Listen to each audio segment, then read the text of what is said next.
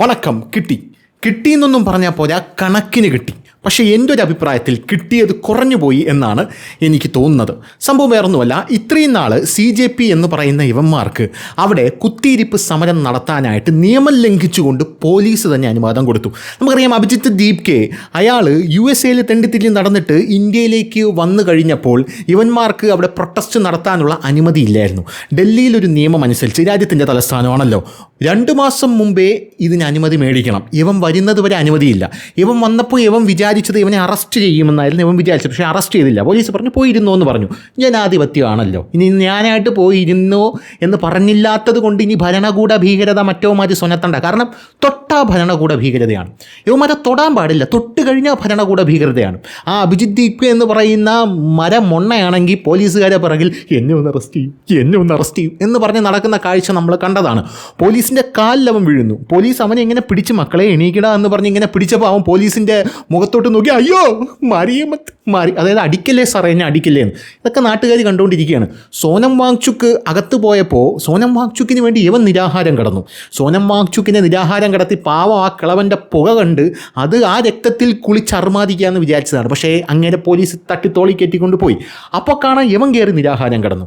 ഇവൻ 48 മണിക്കൂർ നിരാഹാരം കിടക്കില്ലെന്ന് ഞാൻ പറഞ്ഞതാണ്. ഇന്നൊരു അടവ് ഇറക്കിയിട്ടുണ്ട്. എന്തായിരുന്നു അടവ്? സോനം വാങ്ചുക്ക് എന്നോട് പറഞ്ഞു, അപ്പൂപ്പൻ എന്നോട് പറഞ്ഞത്, മക്കളെ നിൻ്റെ ആരോഗ്യം ശ്രദ്ധിക്കണേ, കാരണം നീ പോയി കഴിഞ്ഞാൽ പിന്നെ ഈ സമരം നയിക്കാൻ ആളില്ല. 2ാം സ്വാതന്ത്ര്യ സമരമാണല്ലോ അവിടെ നടക്കുന്നത്, ഇത് നയിക്കാൻ ആളില്ലെന്ന് പറയുമ്പോൾ. പിന്നെ വേറെ കുറേ മൊണ്ണകൾ ഇറങ്ങിയിട്ടുണ്ട്. ഇവിടെ നമ്മുടെ കേരളത്തിലുള്ള കുന്നംകുളം ജർമ്മൻ ഷെപ്പേർഡ് എന്ന് പറഞ്ഞ ഒരുത്തനുണ്ട്.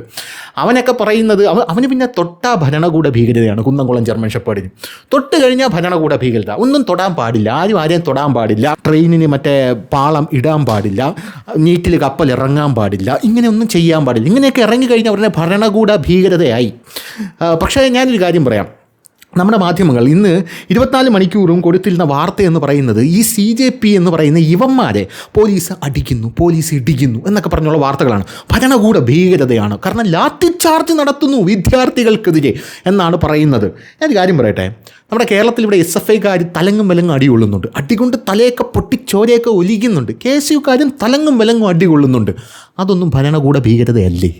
അല്ല, അങ്ങനെ ഒരു സംഭവം അതിനെക്കാട്ടിലും ഭംഗിയായിട്ടാണ് കാണുക കേട്ടോ നമ്മുടെ കേരള പോലീസുമാരെയൊക്കെ അടിച്ചുരുട്ടുന്നത്. അവിടെ യഥാർത്ഥത്തിൽ നടന്നതിൻ്റെ യഥാർത്ഥ പിക്ചർ ഞാൻ പറഞ്ഞു തരാം, കേട്ടാൽ നിങ്ങൾ ഞെട്ടിപ്പോവും. കാരണം മാധ്യമങ്ങൾ കാണിച്ചൊന്നുമല്ല അവിടെ യഥാർത്ഥത്തിൽ നടന്നത്. അവിടെ നടന്ന കാര്യങ്ങളെന്ന് പറഞ്ഞാൽ ഇവന്മാരവിടെ ആടുന്നു, പാടുന്നു, ഉല്ലസിക്കുന്നു. ഇവന്മാർ ബിരിയാണി വെക്കുന്നു, പക്കോട തിന്നുന്നു, ബർഗർ തിന്നുന്നു. ഇവന്മാർ അവിടെ കിടന്ന് മറ്റേ തുണിയില്ലാതെ ആടുന്നു. അവന്മാരവിടെ ഫ്രീ സെക്സ് വരെ നടത്തുന്നു. ഇത്രയും കാര്യങ്ങളൊക്കെ അവന്മാരവിടെ ചെയ്യുന്നു. എന്നിട്ട് പോലും നരേന്ദ്രമോദി ഒന്നും പറഞ്ഞില്ല. അങ്ങനെ മൂക്കിൻ്റെ താഴെയാണ് ഇതൊക്കെ നടക്കുന്നത്. ഇവിടെ നമ്മുടെ കേരളത്തിൽ നമ്മുടെ സെക്രട്ടേറിയറ്റ് ബ്ലോക്ക് ചെയ്ത് 2 ദിവസം ഏതെങ്കിലും ഒരു വിദ്യാർത്ഥി സംഘടന വന്ന് ഇരുന്ന് നോക്കട്ടെ. അവന്മാർക്ക് ബിരിയാണി വെച്ച് കൊടുക്കുക, ആൾക്കാർ വന്ന് നോക്കട്ടെ.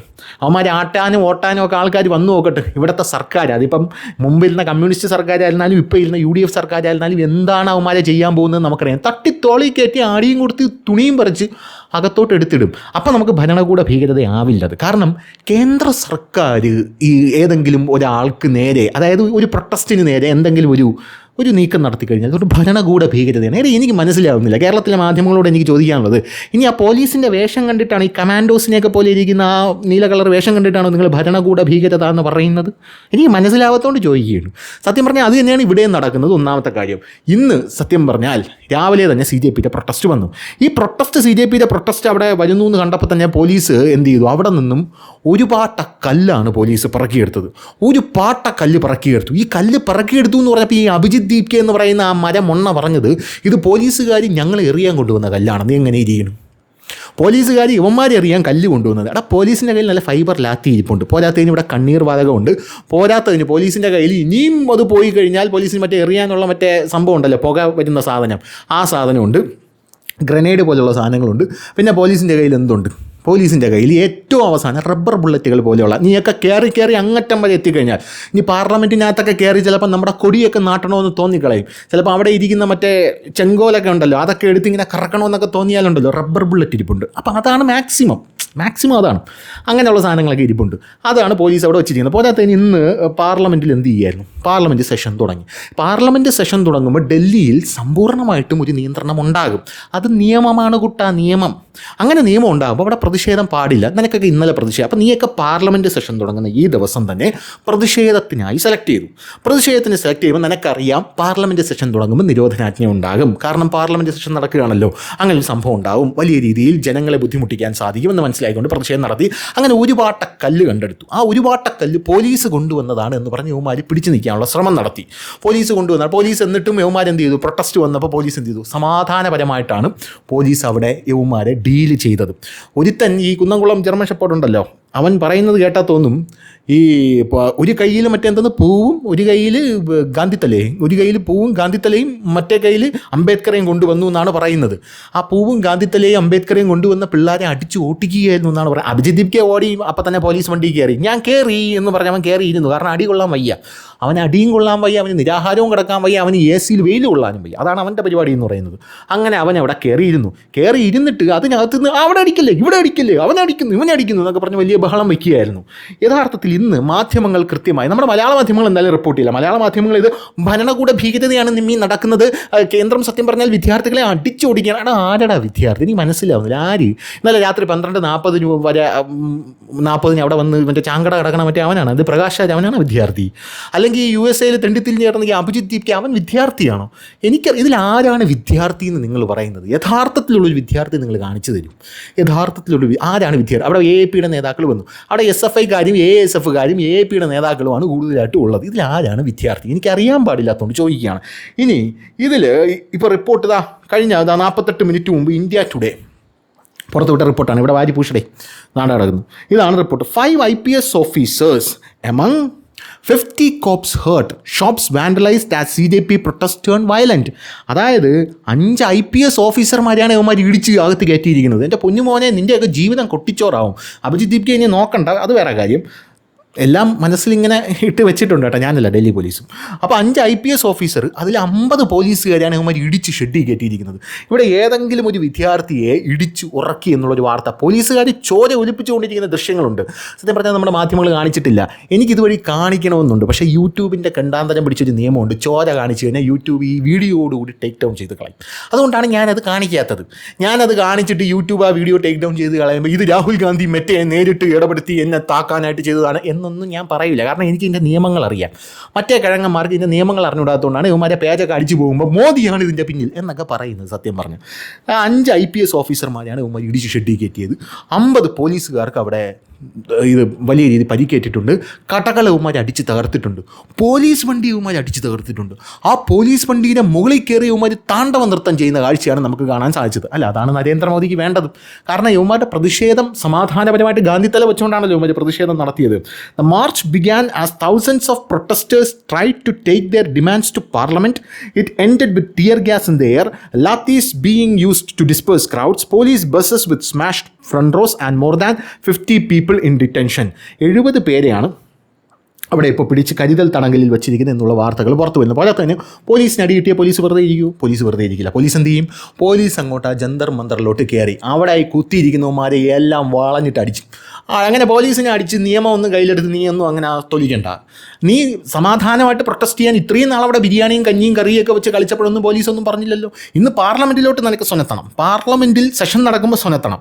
അങ്ങനെ സ്വനത്താനായിട്ട് പോയിട്ട് പോലീസിനെ അടിക്കുന്നു. പോലീസിനെ അടിക്കുമ്പോൾ പോലീസ് എന്ത് ചെയ്യും? വെറുതെ ഇരിക്കില്ല, പോലീസ് കയറി മേയും. അത് ഇപ്പോൾ കേരളത്തിൽ കയറി മേയുമ്പോൾ നിങ്ങൾ വാർത്തയാക്കും, അവിടെ കയറി മേയുമ്പോൾ ഭരണകൂട ഭീകരത. ഇത് പറയുന്നത് എന്താണെന്ന് എനിക്ക് മനസ്സിലാവുന്നില്ല. എന്തായാലും തിങ്കളാഴ്ച ജന്തർ മന്ദറിൽ നിന്ന് പാർലമെൻറ്റിലേക്ക് ആയിരക്കണക്കിന് കോക്രോച്ച് ജനതാ പാർട്ടി അനുയായികൾ മാർച്ച് ചെയ്യാൻ ശ്രമിച്ചപ്പോൾ വലിയ രീതിയിലുള്ള ഏറ്റുമുട്ടലുകൾ ഉണ്ടായി. ആക്രമണത്തിൽ 5 IPS ഉദ്യോഗസ്ഥർ ഉൾപ്പെടെ 50-ലധികം പോലീസ്, ഡൽഹി പോലീസിനും അർദ്ധ സൈനിക വിഭാഗത്തിനും പരിക്കേറ്റു. നിരവധി പ്രതിഷേധക്കാർ ഇവരെ പരിക്കേൽപ്പിച്ചു. ദിവസാവസാനത്തോടെ ഡൽഹി പോലീസ് 1-ലധികം FIRകൾ രജിസ്റ്റർ ചെയ്യാൻ തുടങ്ങി. CCTV ദൃശ്യങ്ങളും മൊബൈൽ ഫോൺ വീഡിയോകളും പരിശോധിക്കുന്നു. ആക്രമണത്തിൻ്റെ തെറ്റായ വിവരമാണോ അതോ വലിയ ഗൂഢാലോചനയാണോ ഇവിടെ നടന്നത് എന്നാണ് പോലീസ് ഇപ്പോൾ അന്വേഷിക്കുന്നത്. ഇതാണ് പാർലമെൻറ്റിലേക്ക് എത്താത്ത മാർച്ച്. അതുകൊണ്ട് ഇവന്മാർ എന്ത് ചെയ്യുന്നു? നാളെ പഞ്ചാബിൽ നിന്ന് 1000 കർഷകരല്ലല്ലോ വരുന്നത്, പ്രദേശം നമുക്കറിയാലോ, കർഷക സമയത്ത് നമ്മൾ കണ്ടതാണ്. കർഷകരെന്ന് പറഞ്ഞ അവന്മാർ വന്നിട്ട് മറ്റേ ചെങ്കോട്ടയുടെ മുകളിൽ ഖലിസ്ഥാനി പതാക ഉയർത്തി അവന്മാർ, എന്നിട്ട് വാളും കൊടുവാളൊക്കെ ഊരിയിട്ട് അവന്മാർ കയറി നിൽക്കുകയാണ്. ഇതാണ് കർഷകർ, പാവപ്പെട്ട അപ്പൂപ്പനാണ് കേട്ടോ. അങ്ങനെ ജന്തർ മന്ത്രി കയറി ഇതൊക്കെ ഇങ്ങനെ ഉയർത്തി ഇങ്ങനെ നിൽക്കാനായിട്ട് ആ അപ്പൂപ്പ ഇങ്ങനെ കർഷകന്മാർ ഇറങ്ങാൻ പോവുക. സത്യം പറയട്ടോ, നിനക്കൊക്കെ ഇടി കൊണ്ട് നീയൊക്കെ സത്യം പറയട്ടെ തൂറ്റിച്ച് വിടുവന്മാർ എന്ന് മാത്രമേ എനിക്ക് പറയാനുള്ളൂ. കാരണം സമാധാനപരമായിട്ടുള്ള പ്രൊട്ടസ്റ്റ്, ഇപ്പോൾ ഇവർ പറയുന്നത് ഇയാൾ രാജിവെക്കണം, ധർമ്മേന്ദ്ര പ്രധാൻ രാജിവെക്കണം എന്നവർ പറയുന്നു. ധർമ്മേന്ദ്ര പ്രധാൻ രാജിവെക്കണമെങ്കിൽ രാജിവെക്കണം ധർമ്മേന്ദ്ര പ്രധാൻ, ശരി വയ്ക്കട്ടെ. ഇപ്പം നീറ്റ് എക്സാം പുതിയതും നടന്നു, അതിനകത്ത് വലിയ ക്രമക്കേടൊന്നുമില്ല. പക്ഷേ ധർമ്മേന്ദ്ര പ്രധാൻ രാജിവെക്കണമെന്ന് പറഞ്ഞു, രാജിവെച്ചോട്ടെ ധർമ്മേന്ദ്ര പ്രധാൻ. പക്ഷേ പ്രൊട്ടസ്റ്റ് നടത്തുമ്പോൾ പോലീസിനെ കയറി അങ്ങോട്ടൊക്കെ അടിച്ചു കഴിഞ്ഞാൽ പൊന്നു മോനെ ജീവിതം കുളമായി പോകും എന്ന് മാത്രമേ എനിക്ക് നിന്നോടൊക്കെ പറയാനുള്ളൂ. അതിൻ്റെ ഒരു വിഷ്വൽ ആണെങ്കിൽ വയലൻസ് ആണ്, അതിൻ്റെ ഒരു വിഷ്വലാണ് കാണുക. ഇതാണ് പോലീസിനെ അവന്മാർ തൂത്ത് വിറക്കിയിട്ട് അടിക്കുന്ന ഒരു വിഷ്വൽ എന്ന് പറയുന്നത്. ഒരു പോലീസുകാരനെ അതിഭീകരമായിട്ടാണ് മർദ്ദിക്കുന്നത്. ഈ വിഷ്വൽ നിങ്ങൾക്ക് കണ്ടാൽ മനസ്സിലാവും. ഇതിനിപ്പോൾ സോഷ്യൽ മീഡിയ സ്ട്രൈക്ക് അടിക്കുമോ മാങ്ങാത്തൊലി അടിക്കുമെന്നൊന്നും എനിക്ക് അറിഞ്ഞൂടാ. എന്തായാലും ഇത് ഒന്ന് പോലീസിനെ അടിക്കുന്ന വിഷ്വലാണ്. ഇവന്മാർ അവിടെ കിടന്ന് പോലീസിനെ അടിച്ച് പോലീസിനെ അറഞ്ചം പുറഞ്ചം, എന്നിട്ട് ഇവന്മാർ കല്ലെറിയുന്ന മറ്റൊരു വിഷ്വൽ, അതാണ് നിങ്ങളിപ്പോൾ കണ്ടുകൊണ്ടിരിക്കുന്നത്. കണ്ടോ, ഇവന്മാർ ഇങ്ങനെ കല്ലെറിയാണ്, പോലീസിനെ കല്ലെറിയുന്ന വിഷ്വൽ. ഇത് അവിടെ പോലീസിനെ അടിക്കുന്ന വിഷ്വൽ. ഒരു പോലീസുകാരനെ അറഞ്ചം പുറഞ്ചം എടുത്തിട്ട് അടിക്കുകയാണ്, അറഞ്ചം പുറഞ്ചം. കേരളത്തിലാണ് ഇങ്ങനെ ഒരു പോലീസുകാരനെ അടിച്ചിരുന്നെങ്കിൽ എന്തായിരിക്കും അവസ്ഥ? ചുമ്മാ ഒന്ന് കമ്പയർ ചെയ്ത് നോക്കിയാൽ മതി. ഇപ്പോൾ ഡൽഹിയിലാണ് ഇത് നടന്നിരിക്കുന്നത്. ഒന്ന് ഇനിയില്ല, തീർന്നില്ല. ഇനി വിഷ്വൽസ്, നമ്മുടെ മലയാള മാധ്യമങ്ങൾ കാണിക്കാത്ത വിഷ്വൽസ് കാണ്ടമായിട്ടാണ് ഇവിടെ കിടക്കുന്നത് എന്നുള്ളതാണ് പ്രധാനപ്പെട്ട കാര്യം എന്ന് പറയുന്നത്. കാണ്ടമായിട്ട് മലയാളം മാധ്യമങ്ങൾ കാണിക്കാത്ത വിഷ്വലുകൾ ഇതിനകത്ത് കിടപ്പുണ്ട് എന്നുള്ളതാണ് മറ്റൊരു പ്രധാനപ്പെട്ട കാര്യം. എന്നിട്ട് ഉമാർ പറയുന്നത് ഭരണകൂട ഭീകരതയാണ് ഈ നടക്കുന്നത്, മാങ്ങാത്തൊലിയാണ് നടക്കുന്നത്, തേങ്ങാക്കൊലയാണ് നടക്കുന്നത് എന്ന് പറഞ്ഞവർ രംഗത്തെത്തുകയാണ്. എന്തായാലും ഇവിടെ പോലീസിനെ അടിക്കുന്ന ഒരു വിഷ്വലുണ്ട്. ഇനിതാ പോലീസ് വണ്ടി തകർക്കുന്ന ഒരു വിഷ്വലാണ് ഇവിടെ കാണുന്നത്. പോലീസ് വണ്ടിയെ ചവിട്ടുന്നു, ഉന്തുന്നു, തള്ളുന്നു. ആ പോലീസ് വണ്ടി തകർത്തത് അതിനെ ഒരു പരിമമാക്കി ഇടുന്ന ഒരു കാഴ്ചയാണ്. പോലീസിനെ കല്ലെറിയുന്നു. ഇവന്മാരെയാണ് മറ്റേ ഒരു കയ്യിൽ എന്തൊരു പൂവും മറ്റേ കയ്യിൽ ഗാന്ധിത്തലയും പിടിച്ചുകൊണ്ട് വന്നു എന്ന് ഇവിടെ ഇട്ട് ന്യായീകരിക്കുന്ന ടീം എന്ന് പറയുന്നത് ഇവന്മാരാണ്.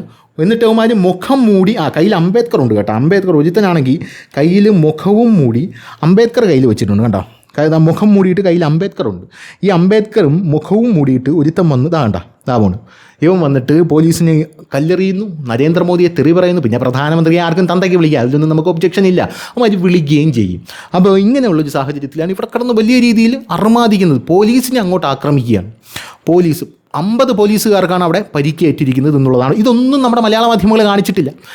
ഞാനിത് കാണിക്കുമ്പോൾ ഇത് യൂട്യൂബ് കോപ്പിറൈറ്റ് സ്ട്രൈക്ക് അടിക്കുമോ മാങ്ങാത്തൊലി അടിക്കുമോ എന്നൊന്നും നമുക്ക് അറിഞ്ഞൂടാ. എങ്കിലും ഇത് ഫുൾ വിഷ്വലാണ്. ഇത് ഫുൾ വിഷ്വലും പോലീസിനെ അവന്മാർ അച്ചമ്പുച്ച് ആക്രമിക്കുന്ന വിഷ്വലാണ് ഇതിനകത്ത് നിങ്ങൾ കണ്ടുകൊണ്ടിരിക്കുന്നത്. ഞാനിത് വീഡിയോ ആയിട്ട് ഞാനിത് ഈ TV സ്ക്രീനിൽ പ്ലേ ചെയ്യാത്തത് ഈ ടാബിൽ പ്ലേ ചെയ്യുന്നത് ചിലപ്പോൾ ഇത് വയലൻസ് ആയതുകൊണ്ട് കോപ്പിറൈറ്റ് വരാനുള്ള സാധ്യതയുണ്ട്. മറ്റവന്മാർക്ക് അത് വരില്ല, നമുക്ക് ചിലപ്പോൾ അത് വന്നേക്കും. കാരണം ഇത് പോലീസിനെ ആക്രമിക്കുന്ന വിഷ്വലാണ് എന്നുള്ളത് കൊണ്ടാണ് ചിലപ്പോൾ അത് വന്നേക്കും. നിരന്തരമായിട്ട് പോലീസിനെ കല്ലെറിയുന്നു, പോലീസ് വണ്ടിയെ ചാടിച്ചവിട്ടുന്നു, പോലീസ് വണ്ടിയെ തകർക്കുന്നു. അങ്ങനെ വിഷ്വൽസ് എന്നൊക്കെ പറഞ്ഞാൽ പോലീസിനെ കല്ലെറിയുന്ന ദൃശ്യങ്ങൾ, പോലീസിനെ കല്ലെറിയുന്ന ദൃശ്യങ്ങളുണ്ട്. അപ്പോൾ പോലീസ് ആ കല്ല് പറക്കി തിരിച്ചറിയുന്ന ദൃശ്യങ്ങളുണ്ട്. പിന്നെ നേപ്പാൾ ടൈപ്പ് പ്രൊട്ടസ്റ്റ് ആയിരിക്കും ഇവിടെ നടക്കാൻ പോകുന്നത് എന്ന് പറഞ്ഞ് വേറെ കുറേമാർ രംഗത്തെത്തുന്ന കാഴ്ചയാണ് കാണാൻ സാധിക്കുന്നത്. എല്ലാത്തിൻ്റെ അവസാനം വൈകുന്നേരം പോലീസ് വന്നൊരു നിരത്തങ്ങോട്ട് നിരത്തിയിട്ട് ജന്തർ മന്ത്രം ഒഴിച്ചിട്ടിരിക്കുന്ന കാഴ്ചയാണ് നിങ്ങൾ ഈ കാണാനായിട്ട് സാധിക്കുന്നത്. എൻ്റെ പൊന്നുമോനെ സത്യം പറഞ്ഞാൽ കുടുംബം വെളുപ്പിക്കും. കാരണം ഇങ്ങനെയൊന്നും ഒരു രാജ്യത്തിൻ്റെ ആൾക്കാരോട് ഇങ്ങനെയാണ് പെരുമാറുന്നതെങ്കിൽ കുടുംബം വെളുപ്പിക്കും എന്നുള്ളതാണ്. അത് ഭരണകൂട ഭീകരതയൊന്നും പറഞ്ഞിട്ട് കാര്യമില്ല. കാരണം നിങ്ങൾ കയ്യിൽ മറ്റേ പൂവും മറ്റേ തേങ്ങയും മാങ്ങയൊക്കെ കൊണ്ടല്ല, അവസാനം പോലീസുകാരെ തൂക്കിയെടുത്തുകൊണ്ട് പോകുന്ന ദൃശ്യങ്ങളാണ്. ഓരോ പോലീസുകാരനെ തൂക്കിയെടുത്തുകൊണ്ട് പോകുന്ന ദൃശ്യങ്ങളാണ് നിങ്ങൾക്ക് കാണാനായിട്ട് സാധിക്കുന്നത്. കാണാൻ പറ്റുന്നുണ്ടോ എന്ന് എനിക്ക് അറിഞ്ഞുകൂടാ. ഇതാണ് പോലീസുകാരെ എടുത്തുകൊണ്ട് പോകുന്ന ദൃശ്യങ്ങൾ. പോലീസുകാർക്ക് അവസാനം യവന്മാരെ കല്ലേറി പരിക്കേറ്റ പോലീസുകാരെ എടുത്തുകൊണ്ട് പോകുന്ന ദൃശ്യങ്ങളാണ്.